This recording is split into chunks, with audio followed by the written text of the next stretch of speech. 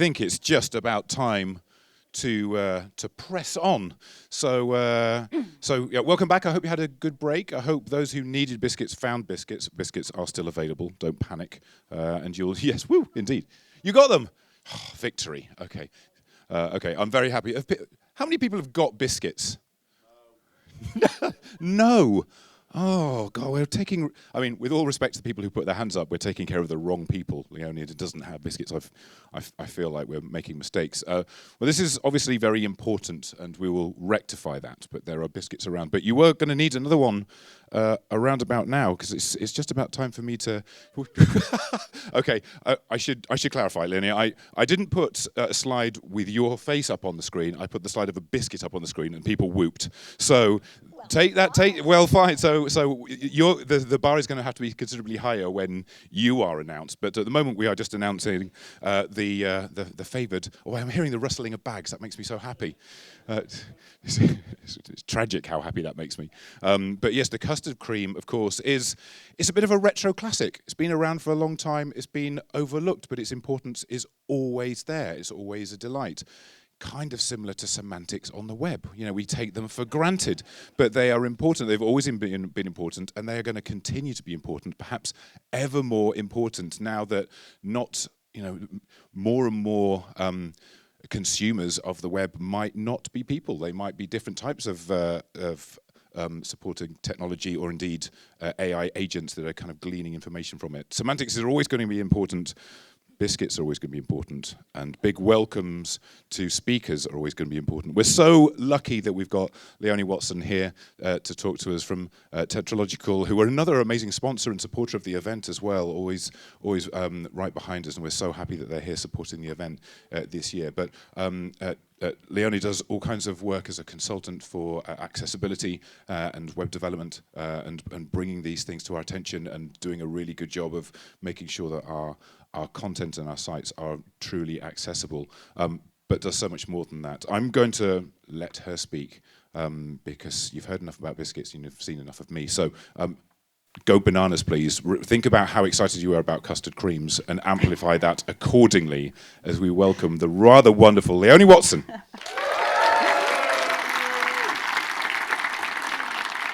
Thank you, Phil. Thank you, everybody. Hello, good morning. So, yes, I am going to talk about AI. Nope, I am not going to talk about the pros and cons of AI, accessibility notwithstanding. I've said a bit about that before at FFConf in 2024 and at Beyond Tellerrand in Dusseldorf last year, if you happen to be curious. What I am going to do today is ask a question. Do androids dream of accessible webs? Some of you might recognize the book whose title I have shamelessly misappropriated for this particular talk. If you haven't, it's a book called Do Androids Dream of Electric Sheep by Philip K. Dick. It was first published in 1968, and it was set in a future dystopian world, 1992, if you're curious. What it really does, though, as a book is examine the themes of humanity and empathy, and what happens when humanity and empathy and the line between those and artificial intelligence starts to blur.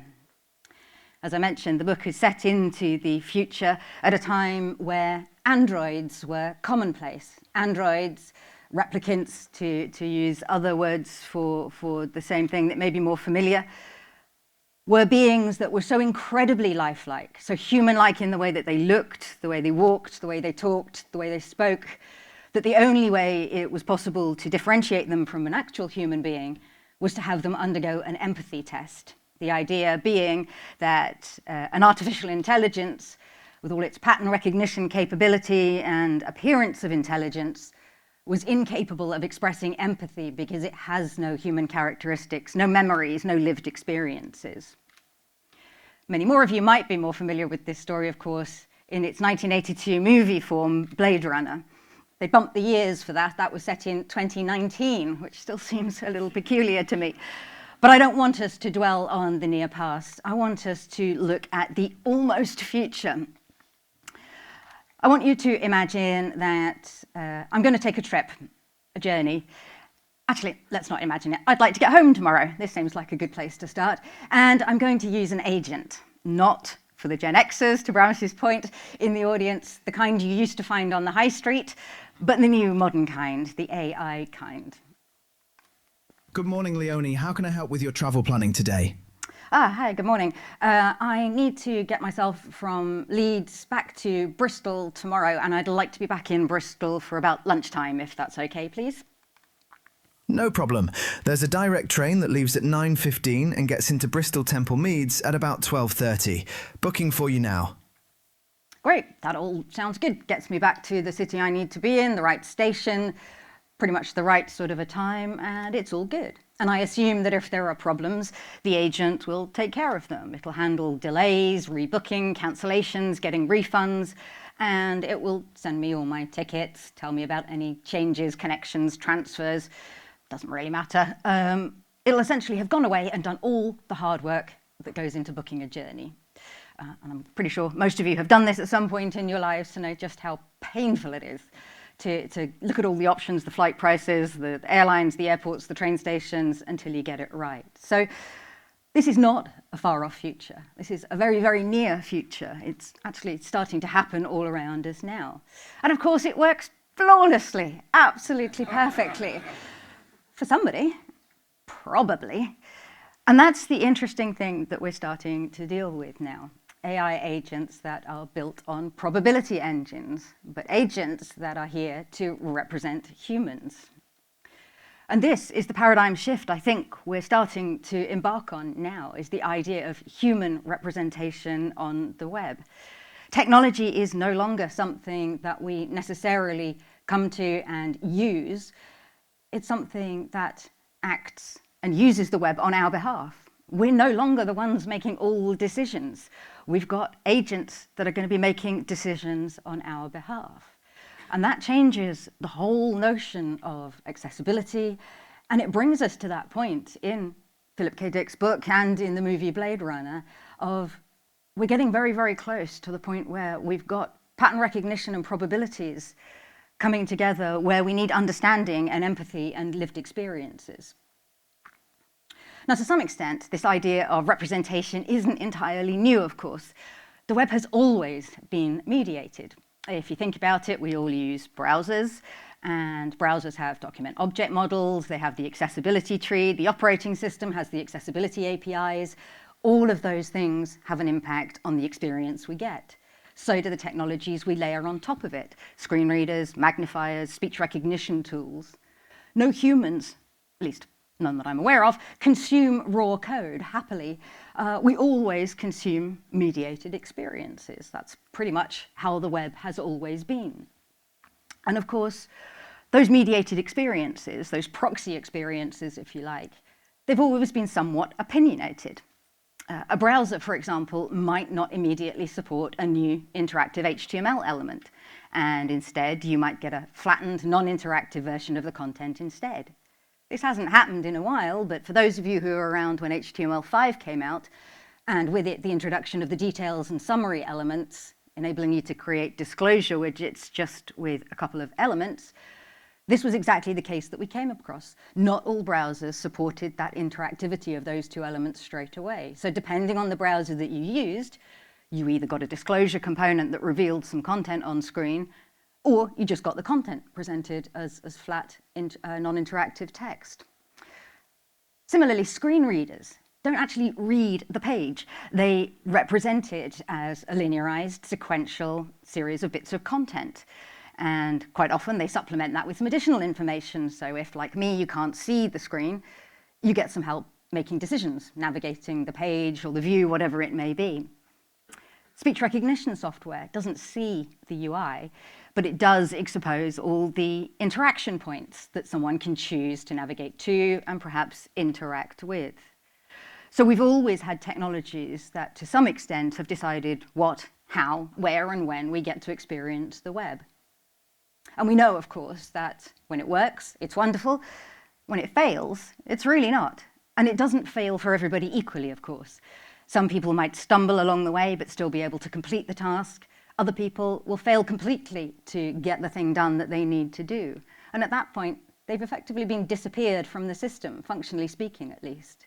And of course, this is what accessibility has been telling us for many, many years now, decades. But the change is happening. For all of those years, accessibility has been about making the interface accessible to a person.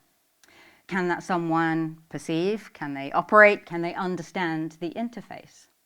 And those things are still really important, not just for the humans in the equation, but actually because it turns out that AI-driven agents are still largely dependent, for the time being at least, on many of those same experiences. They use the DOM, they use the accessibility trees, they use computer vision, so the clarity and representation of the UI in a visual sense is important to all of them.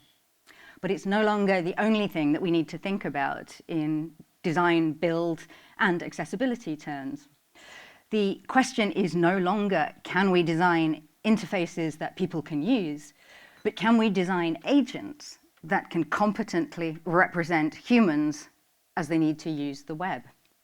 And that's a really interesting kind of way to flip the thinking around. Oops, sorry, bear me a second.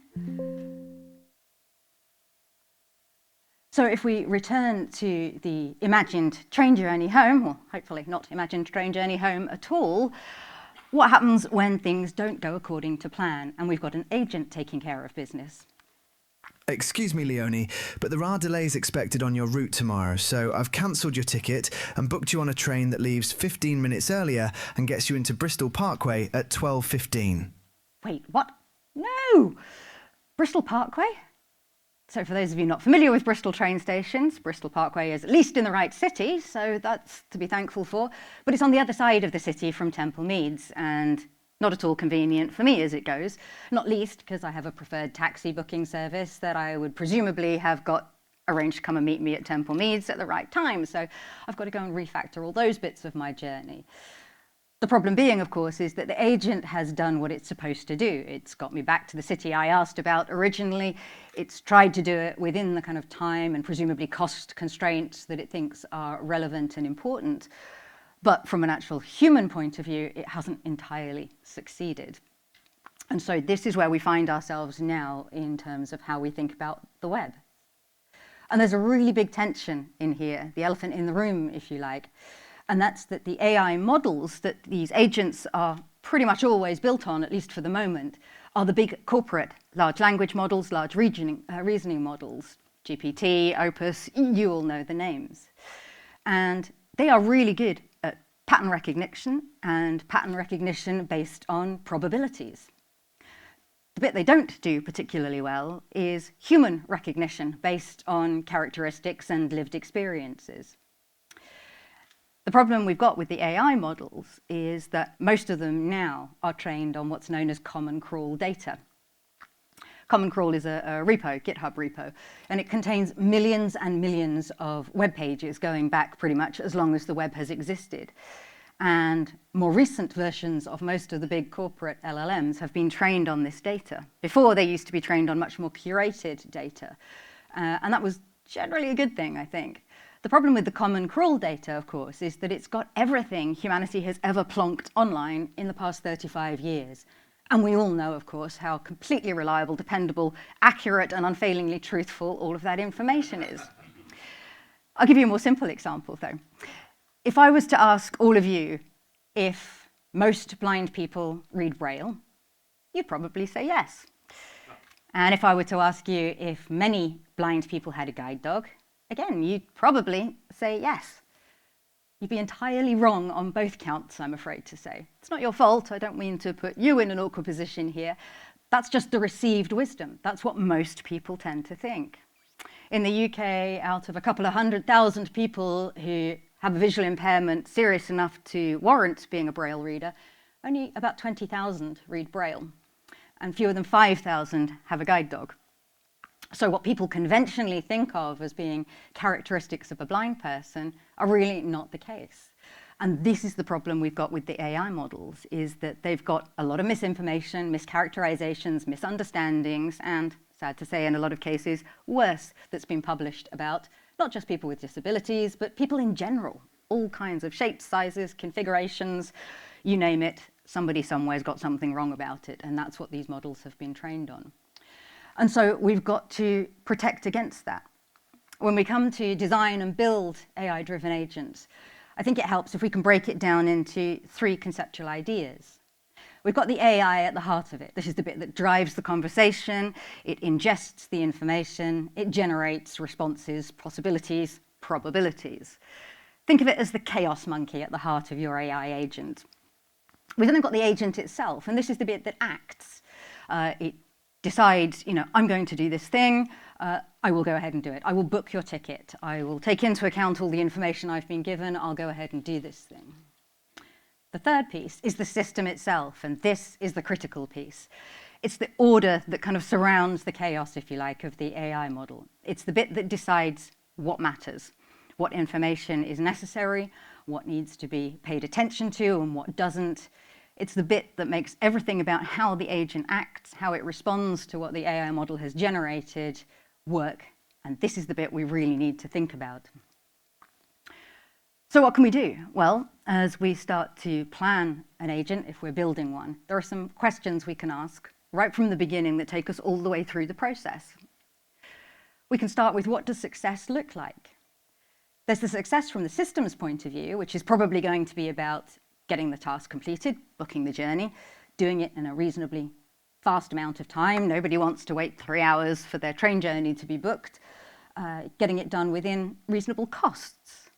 But that's only half the story. We've got to start building in what human success looks like, because it's going to be very, very different from what the agent thinks of as being successful. A human is going to think about it in terms of, can I get where I need to go? Can I actually complete the journey? Is it going to kill me or do me serious harm along the way, or am I going to get there in one piece? Excuse me, Léonie, but there is disruption expected on your route tomorrow. I've rebooked you on the 10:15 from Leeds to Bristol Temple Meads, with a change at Birmingham New Street. Unfortunately, the lifts are closed for repairs at Birmingham tomorrow. So for me, that's probably okay, actually. I don't have any problem with getting up and down stairs or doing all of those other things. But if I'd been a wheelchair user, that would have been a real problem. I couldn't have completed that journey. If I'd been someone who'd broken their leg, had an awful lot of luggage and baggage, there are any number of reasons that that journey would not have been a human success. And as we're planning the agent, if we hadn't considered what human success looks like, then there's every chance that the agent would fail humans on a pretty regular basis. We need to ask what the agent's going to optimize for. Is it going to be cost, speed, efficiency? Those are all pretty good things. Or is it going to be predictability, manageability, achievability? Agents inherently are optimization machines. They're, in theory at least, designed to make our lives easier, faster, quicker, more optimal, in other words. But again, if we don't make it really clear what these things need to optimize for, both for humans in general and in specific cases, it's all going to come apart. Excuse me, Léonie, but the 10:15 to Bristol has been cancelled. To get you to Temple Meads on time and for a similar price, I've rebooked you on the 6:15 from Leeds, changing at Derby, Birmingham New Street and Bristol Parkway. Whew, 6:15, that's going to be brutal. But what about the 3 changes? Again, I'm a reasonably happy traveller. I do this quite a bit, so that doesn't worry me. But what if I'd been somebody who has a great deal of anxiety in their life? Somebody who isn't used to traveling and who would find 3 changes en route to get home, really quite nerve-wracking, if not even upsetting and a bit scary. There's a whole, again, bunch of very, very real human conditions that meant that journey was probably not going to be convenient, and even in worst cases could have been harmful, maybe even causing a panic attack or worse. And again, if the agent was optimizing just for what it probably thought was the most reasonable outcome for a probable version of a human, it's going to fail for everybody else.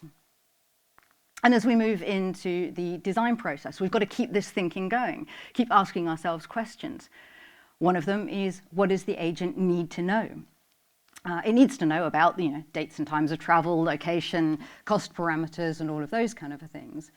But it also needs to know about what constraints that particular person might have, what the limitations are, and it needs to be able to deal with those. Léonie, is there anything else I can do to help with your journey? Yeah, I need you to remember that I need a bit more time than most people if I've got a connection, because I don't walk too fast, and because I also need to get travel assistance, please, and they can sometimes take a couple of minutes to turn up. Acknowledged. So that's great. I have just told the system, and that should be all good. But that brings us to the next question. How will the agent use your information? It's really easy, especially with things that have got AI models thrown into the mix, for that information to be ingested, for it to be heard and acknowledged, and then ignored. This happens with surprising frequency with AI models. Anyone who's ever tried to use a chatbot to do anything will have found it ignores you quite a lot of the time. And that can be a real problem. Excuse me, Léonie, but it appears that the 10:15 to Temple Meads via Birmingham New Street is now expected to run, so I've rebooked your tickets. Note that you have 6 minutes to make the connection at New Street. 6 minutes. Okay. So it heard me. It heard I needed more time at the station, even acknowledged it. But the problem is, unless the system is designed to actually do something with that information, to store it as structured data, it's no use to anybody. If the system had been designed so that it stored that, say, as a weighted score, or even an exact constant, more time at station equals at least 20 minutes for a connection, for example, it could have then fed that into whatever mechanism it uses for calculating its decision-making processes. And again, we come back to this idea that the system is the bit that decides what's important, how it's important, so that the agent can use it in appropriate ways. As it happens, it seems that it didn't. It just got acknowledged and then, wasn't really used in enough of a meaningful way. And it doesn't stop there.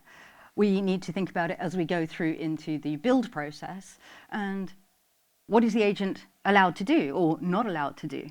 We've got preferences and we've got constraints, of course. Excuse me, Léonie, but as you know, it isn't possible to guarantee travel assistance unless it's booked at least 24 hours in advance. If I don't make it home tomorrow, somebody send a search party. But it's true. Travel assistance, they ask you to book it 24 hours in advance. Most train stations, actually, they are pretty damn good at helping people out who need to travel on short notice.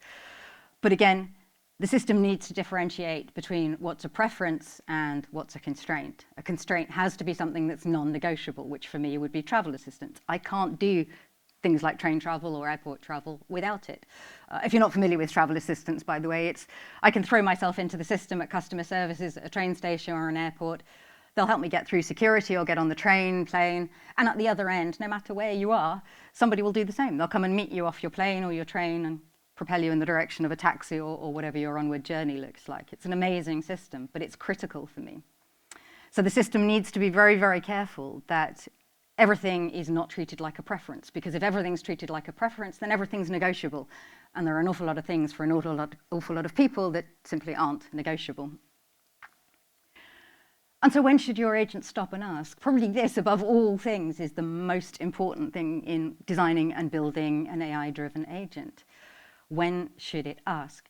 And the simple answer to this is because it's been given a mechanism for deciding when it's got enough confidence in its decision or determining when there's too much risk in its decision, it should stop and ask. And again, if we go back to that idea of structured data being used in weighting scoring, feeding into the decision-making of the agent, we've got the capability to do this. Excuse me, Léonie, but there is disruption expected on your route tomorrow. I've rebooked you on the 10:15 from Leeds to Bristol Temple Meads with a change at Birmingham New Street. The connection time at Birmingham is 6 minutes, and travel assistance may not be available on short notice. Should I go ahead with this booking? So in our imagined agent, because it's obviously realized that that's not a particularly long amount of time at a station, because the travel assistance may well be a critical factor, it's stopped and asked. And this is the bit that could have saved us all the other intervening interruptions in this process by just asking. And my answer would have been, no, I need to find something that's got longer at train stations, and I need the travel assistance to be reasonably assured in place. And so the experience right there and then could have gone down an extremely different route. And what do we do about testing? Testing's where it gets really interesting, especially from a more purist accessibility point of view, if you like, because although testing the accessibility of interfaces is still, as I said earlier, going to remain important for the foreseeable future, when it comes to agents, we're not testing the interface anymore. What we're doing is we're testing its ability to competently represent humans, all kinds of humans. And so usability testing is the really critical factor here. We've got to usability test agents with as many different people as we can, especially as many people who fall outside of the probabilities as we possibly can. Accessibility here and people with disabilities, we're just really the kind of litmus paper, if you like. We're the ones for whom experiences are going to break soonest and hardest, but we're by no means the only ones. If you've listened to any accessibility talk, you'll know that disability is permanent, like mine. It's not going to go away, it's not going to change, but it can also be temporary. Like I say, you could have broken an arm, broken a leg, have a really bad migraine in the middle of your journey, any number of things that can temporarily alter what you need to do to get done. And it can be situational too. Many things about your environment can be really difficult. Being in a noisy place, if you have a hearing difficulty, can be really, really challenging. Lots of different things can kind of get in the way, and we've got to make sure that all of these different types of profile, of persona, if you like, are represented when we usability test the agents in question. And so we come back to this basic idea. We've got AI models that are very, very good at pattern recognition based on probabilities, but we need systems that need to be even better at recognizing human capabilities based on lived experiences and human characteristics. And that means we have agents that are going to act on our behalf. And it's worth mentioning here that when they act, they're not going to be neutral. And I don't mean not neutral just in the sense of all the biases that we know exist in these models already. They're not neutral because the decisions the agents are taking aren't even their decisions. We're the ones designing and building the systems around the agents and the AI models. They're our decisions, the ones we make as designers, developers, implementers, product owners. And so we decide what they think is important. We get to decide what they can ignore. We get to decide how the agents act. This is our responsibility at the end of the day.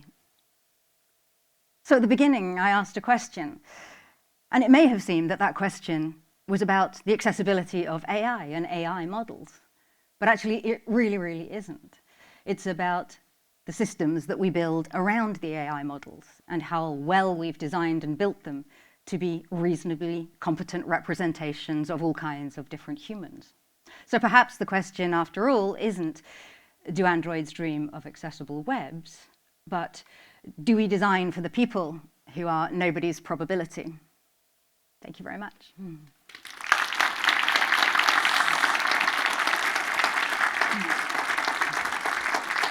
Fabulous. Thank you so much, Léonie. Thank you for that fantastic talk. I always find it so insightful and so fascinating to just get a glimpse into this experience and to understand a little bit about what we can do and how we should be working this way.